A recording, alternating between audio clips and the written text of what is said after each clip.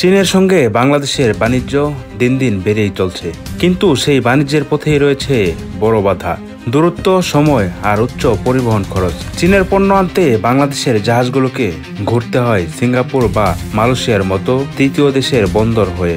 এই দীর্ঘ রুটের কারণে প্রতি বছর বাংলাদেশকে দিতে হয় কোটি কোটি ডলার অতিরিক্ত পরিবহন খরচ।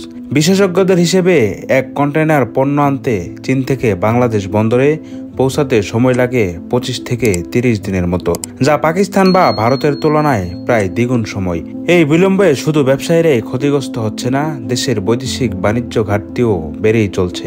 তবে এবার সামনে এসেছে এক নতুন খবর। পাকিস্তান প্রস্তাব দিয়েছে বাংলাদেশ চাইলে চীনের সঙ্গে বাণিজ্যের জন্য করাচি বন্দর ব্যবহার করতে পারবে।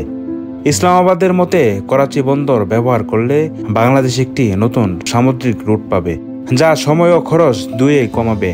আগামী 27 অক্টোবর ঢাকায় অনুষ্ঠিত হতে যাচ্ছে বাংলাদেশ পাকিস্তান যৌথ অর্থনৈতিক কমিশন JAC এর বৈঠক, যেখানে এই প্রস্তাবটি আলোচনা ও চূড়ান্ত হতে পারে।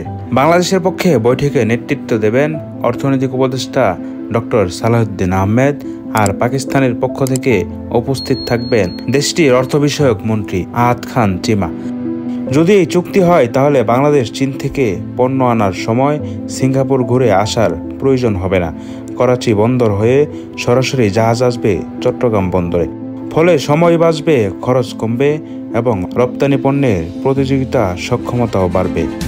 নীতি নির্ধারকদের মতে এই রুট চালু হলে বাংলাদেশের বাণিজ্য খরচ 20 থেকে 30% পর্যন্ত কমে আসতে পারে। এতে বাংলাদেশের পণ্য, বিশেষ করে তৈরি পোশাক, চামড়া, কৃষিপণ্য ও আইটি সেবা চীনা ও মধ্যপ্রাচ্যের বাজারে আরও সহজে পৌঁছাতে পারবে। পাকিস্তান দক্ষিণ এশিয়ার অন্যতম বৃহৎ অর্থনীতি, আর বাংলাদেশের দ্রুত উন্নয়নের পথে এমন সহযোগিতা দুই দেশকে লাভবান করতে পারে। তবে প্রশ্ন উঠেছে, বাংলাদেশের জনগণ এই উদ্যোগকে কিভাবে দেখবে? অনেকেই মনে করেন দুই দেশের দীর্ঘ রাজনৈতিক দূরত্বের পর এমন প্রস্তাব আশাবঞ্চক। তবে কেউ কেউ সতর্ক করে বলছেন, এটি যেন কেবল অর্থনৈতিক নয়, রাজনৈতিক প্রভাবের ক্ষেত্রেও ভারসাম্য বজায় রাখে। অনেক ব্যবসায়ীরাই মনে করছেন, যদি করাচি রুটে পণ্য আনা যায় তবে পরিবহন ব্যয় ও সময় দুটোই কমবে, কিন্তু নিরাপত্তা ও শুল্ক নীতিতে স্বচ্ছতা থাকাও জরুরি।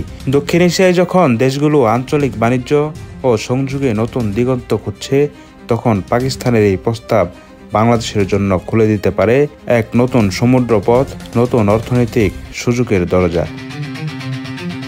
প্রিয় দর্শক, আজ এই পর্যন্তই। শুরু থেকে শেষ অবধি চেষ্টা করেছি চীন থেকে পণ্য আনা নেওয়ায় পাকিস্তানের করাচি বন্দর ব্যবহারে প্রস্তাবের বিস্তারিত তুলে ধরতে। ইনশাআল্লাহ আবারও দেখা হবে নতুন কোনো বিষয় নিয়ে। ততদিন পর্যন্ত ভালো থাকুন, সুস্থ থাকুন। আল্লাহ হাফেজ।